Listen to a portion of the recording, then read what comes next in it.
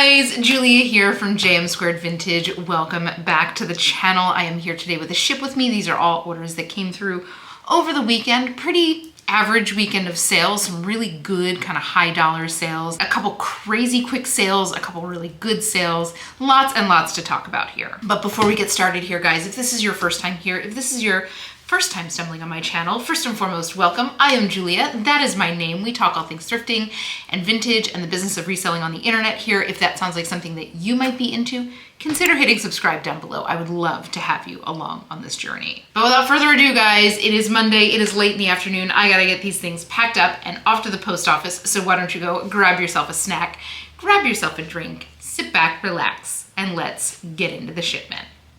So we are going to kick this off with a pair of vintage gloves. This is a pair of gloves that my mom found.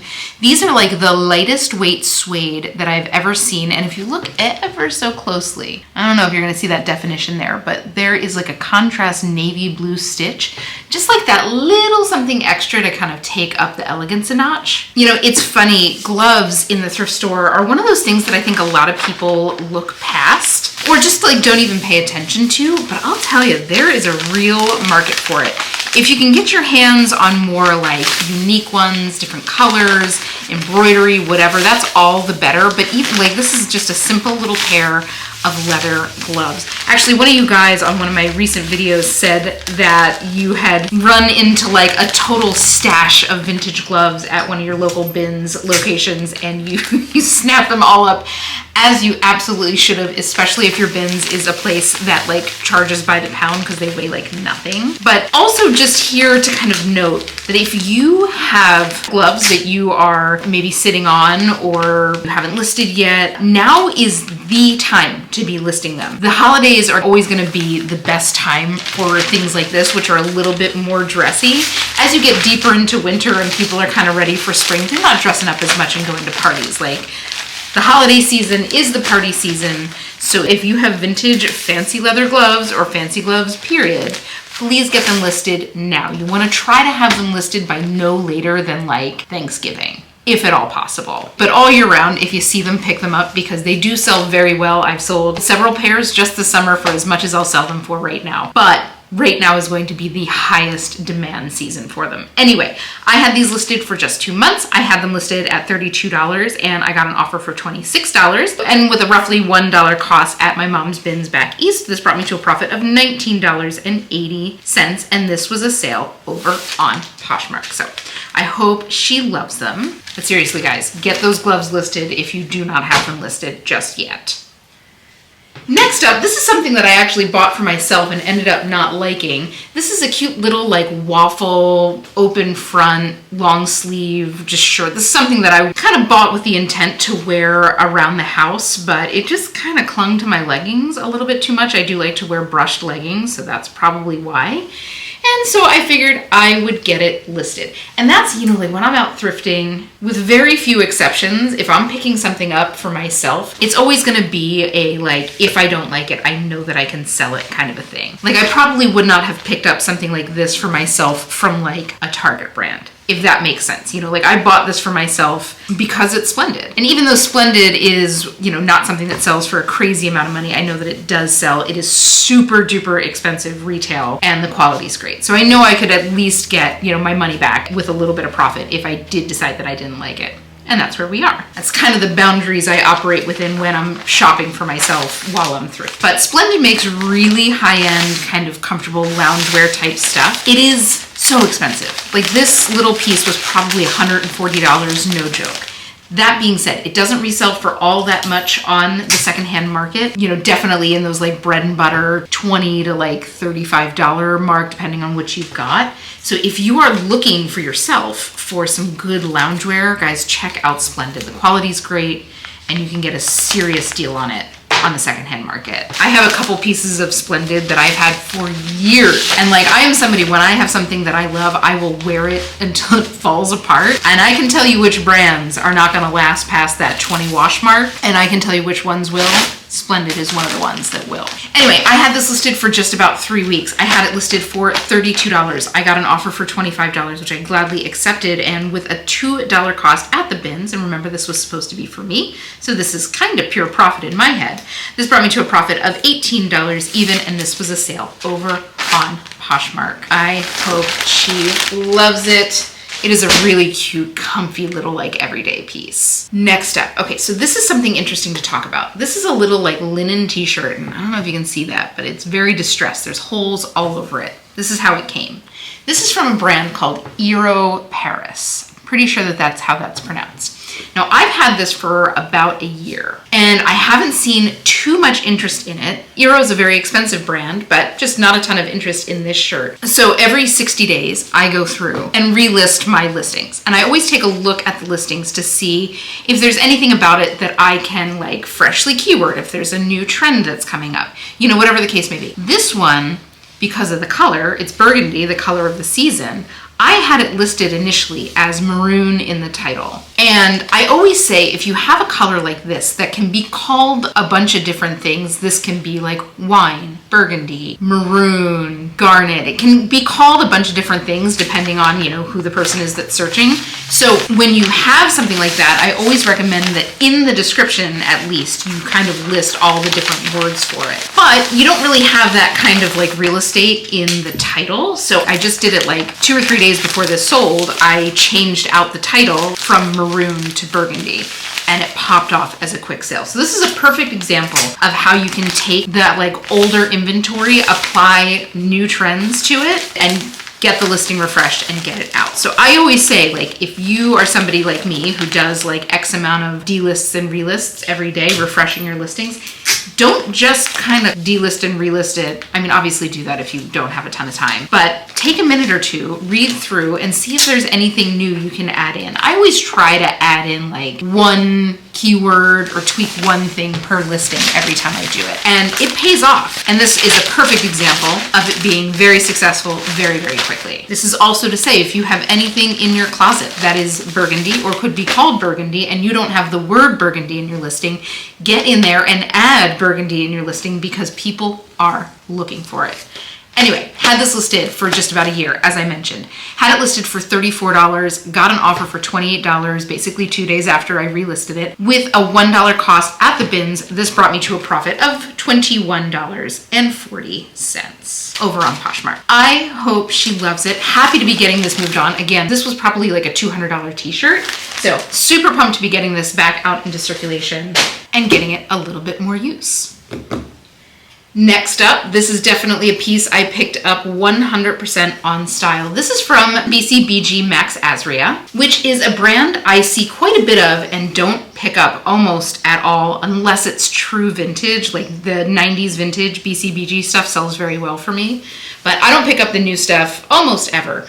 But I picked this up because it's all over lace, and just like burgundy, unconventional applications of lace is a huge trend this season. So I picked this one up. Again, probably not something that I would have picked up like in the regular thrift at $4 or $5, but at the bins, I was like, you know what? This is exactly the kind of stuff that people are looking for. Like, this is kind of like a longer line. You know, I can see somebody tucking this shirt into like an oversized pair of track pants. I think it would be a really fun outfit, but this was just something that style-wise I knew was going to be a pretty quick pickup, and it did end up being just as I thought. So keep your eyes out for lace being used in interesting ways, really in any kind of way other than trim.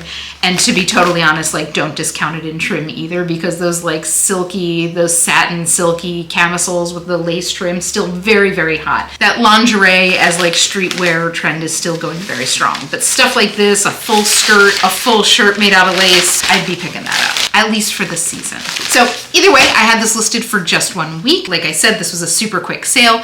I had it listed at $28, got an offer for $20, which I gladly accepted. With a $2 cost at the bins, this brought me to a profit of $14 even. And this was a sale over on Poshmark. So hope she loves it. Love when I'm able to find something super style based from a brand that I otherwise wouldn't pick up, because I see a lot of BCBG stuff not getting picked up at the bins. So whenever I have something that's a style fit from a brand like that, I'm always really happy to be able to get that out of the waste stream. I hope she loves it.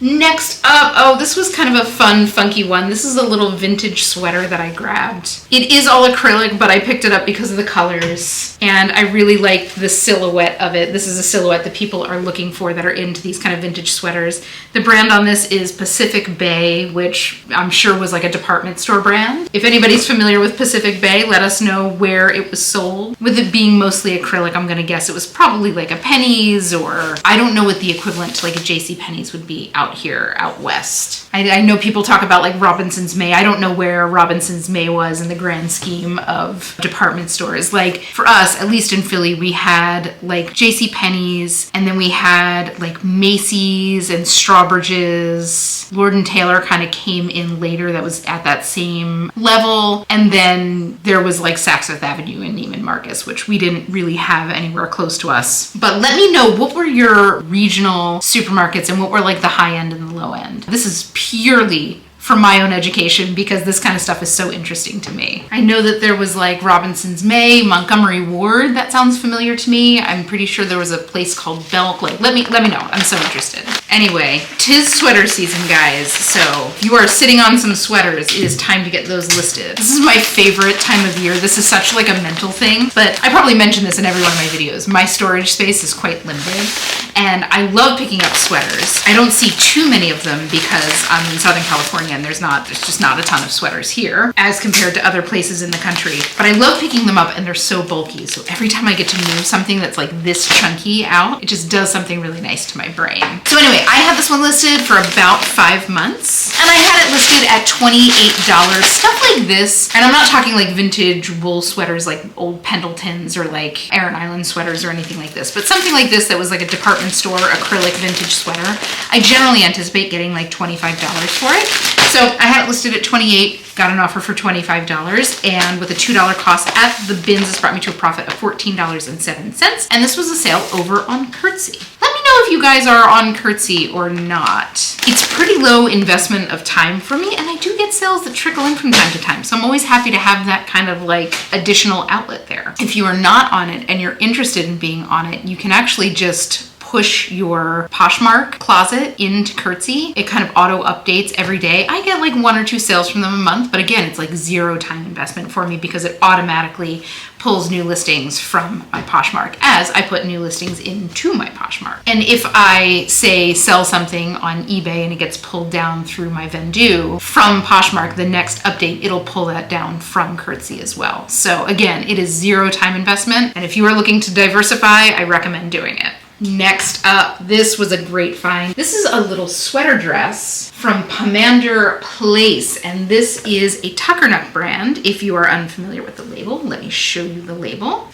So Tuckernuck, Pomander Place, I think the other one's called Hyacinth House, and they also sell some other like super high-end brands on there. Tuckernuck is just like a really high-end casual wear store, and people love it. In fact, one of my very favorite dresses that I have, that is just like I'm going out to dinner with like my girlfriends kind of a dress, not necessarily like a cocktail, I'm going to a wedding dress, but like just, you know, kind of like a nicer night out dress, is also from Pomander Place, and I love it. It's like the most flattering dress in the world. If they still have it, I'll put a picture of it right here and I'll put a link down below, because if you're looking for like the perfect little black dress that's like not form-fitting, but still kind of gives you a figure, this is it. But it is a very expensive store, so it is something that you should be keeping your eyes out for as you are sourcing for sure. Anything I have ever had from Tuckernuck. I think the thing that took the longest to sell from them was just like a plain sweatshirt, and I want to say that that took about a month. Everything else I've had from them has sold in like 1, 2, or 3 days for a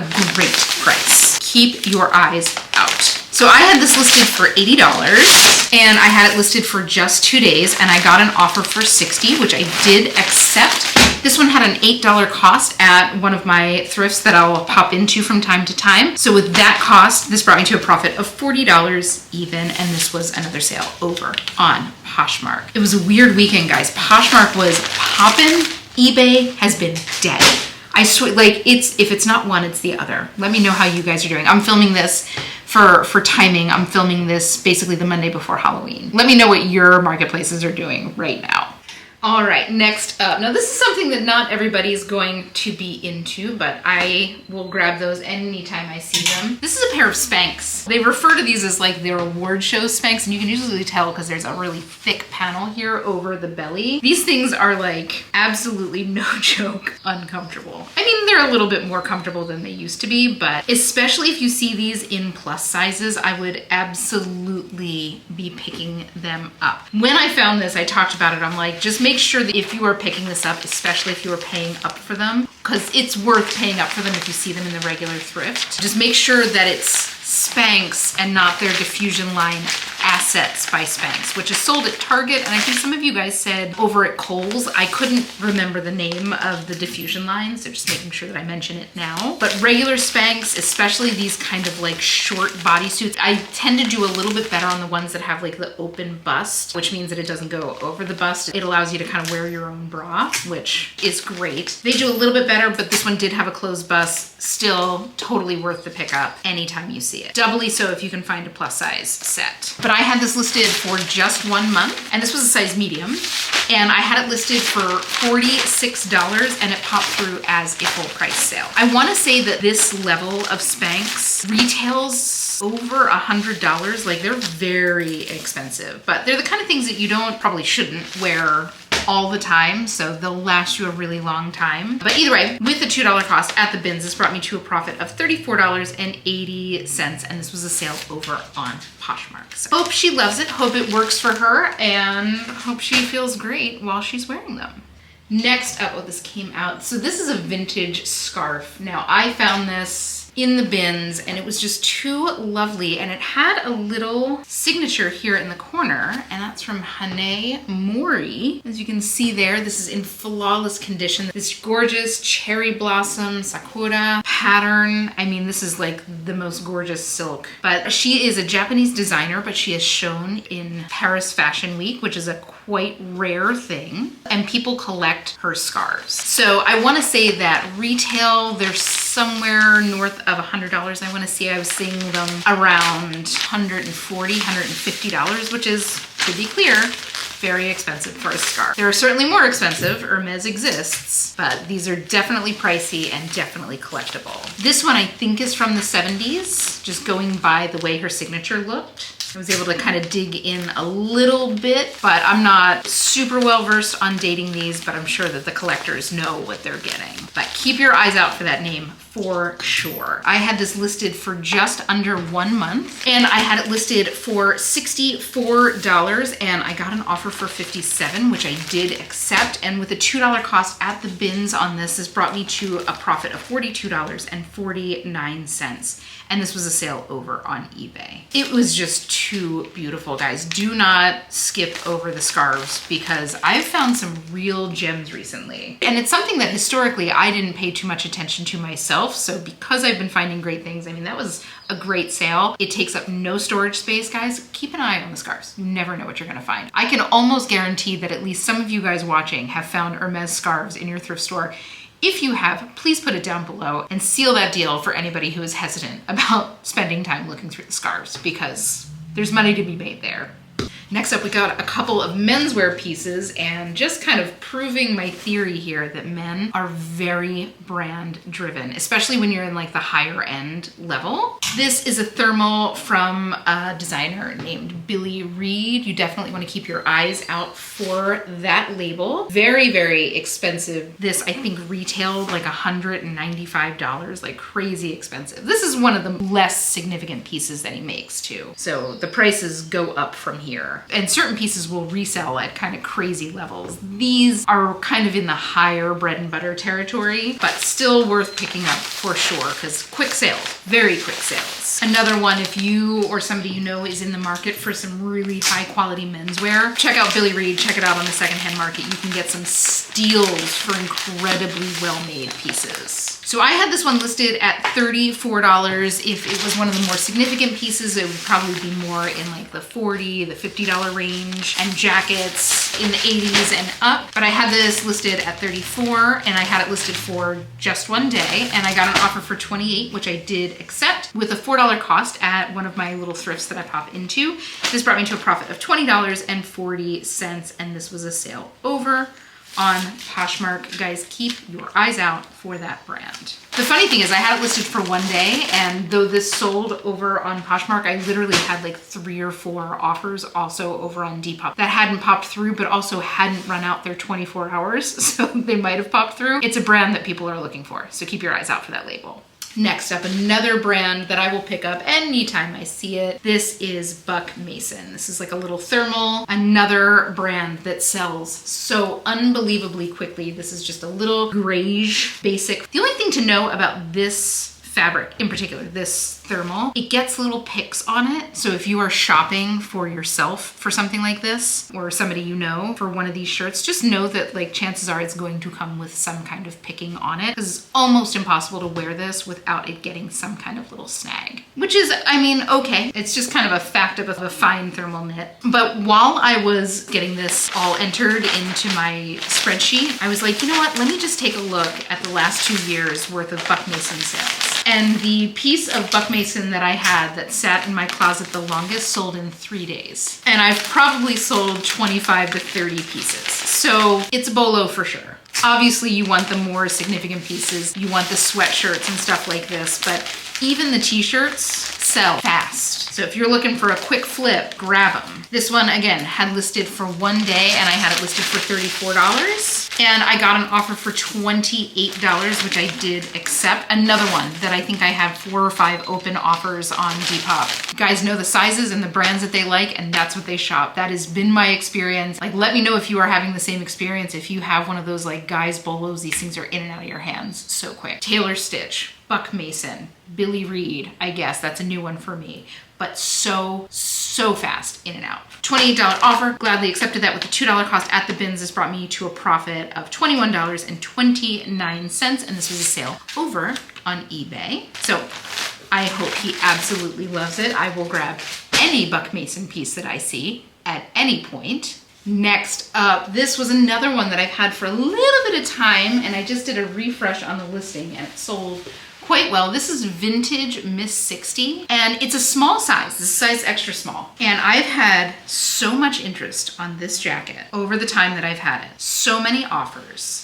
So I'd recently gone in, maybe a week or 2 prior, and refreshed the listing using fall keywords, the brown keywords, the kind of preppy keywords, the high collar jacket, and got a ton of interest in it really quickly. And then when I was going through and making my Depop deep dive video, if you haven't watched that, you should watch that. I will link that down below. I went through and I showed you guys how to make like a bulk offer to all of the likers kind of historically since your item's been listed. And I made an offer and a sale popped off of that. So just a friendly reminder that if you are not pulling the levers over in Depop, you should be pulling the levers over in Depop because they do work. And this is, again, just another little piece that I pulled out some more of today's style keywords and got it sold. But Miss 60 was like, before the days of 7 for All Mankind, Miss 60 was the brand of jeans to have. In the 90s, they were everything.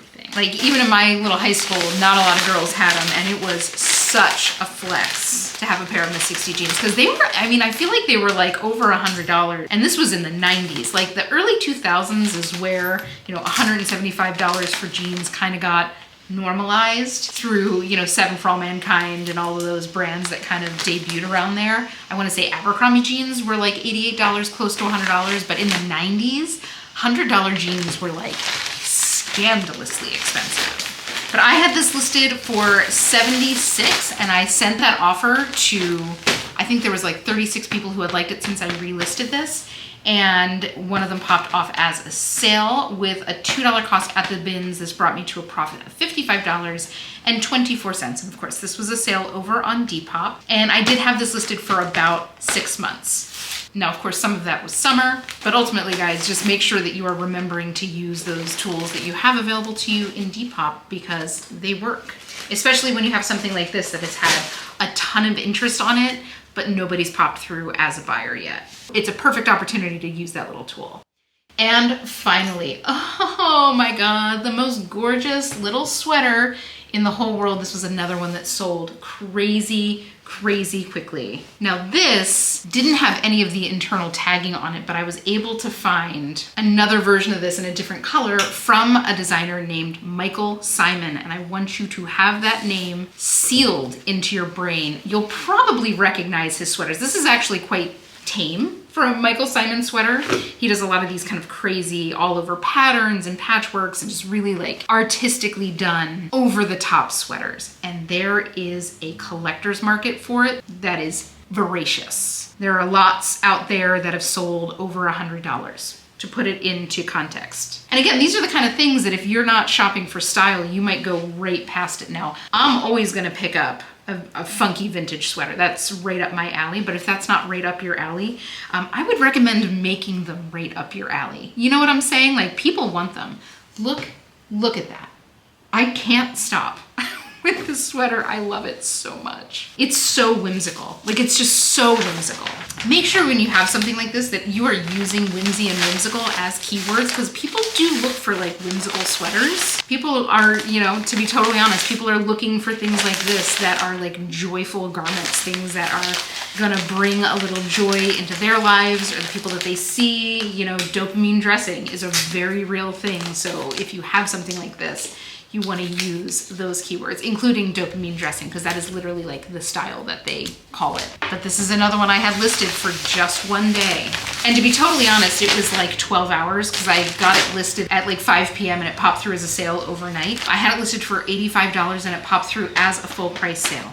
So with an $8 cost at one of my thrift stores here, this brought me to a profit of $58.20, and this was a sale over on eBay. So guys, keep your eyes out for Michael Simon. If you've ever found a Michael Simon sweater, let me know like what you found, what was on it, because they're all so individual and funky.